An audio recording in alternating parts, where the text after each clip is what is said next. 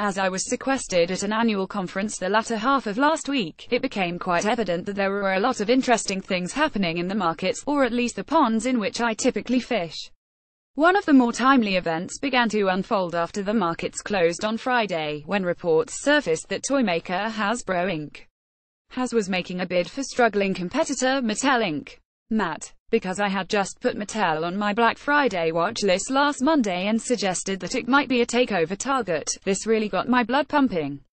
Events never unfold that quickly in value land, so I put this in the category of even a blind squirrel finds a nut one in a while, though it usually takes a lot longer once this blind squirrel starts looking.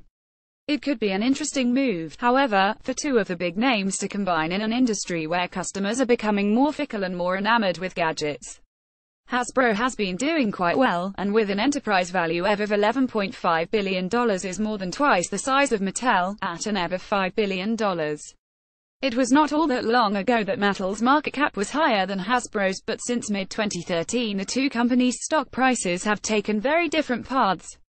Since then, Hasbro is up nearly 150% while Mattel is down more than 50%.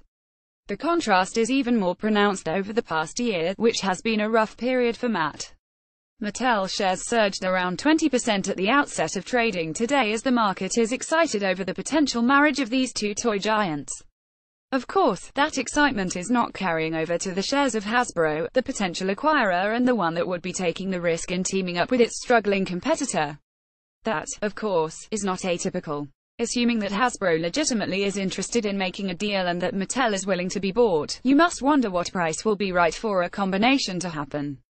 Hasbro has a relatively clean balance sheet, with nearly $1.25 billion in cash and about $1.9 billion in debt. Mattel's balance sheet is less than stellar, especially given its recent struggles, with $181 million in cash and nearly $2.9 billion in debt. Clearly, Mattel's brand portfolio, which includes the Barbie line, Hot Wheels, Matchbox and American Girl, has considerable value despite its declining numbers. With Mattel stocks so depressed, Hasbro likely sees a potentially good opportunity to do a deal on the cheap.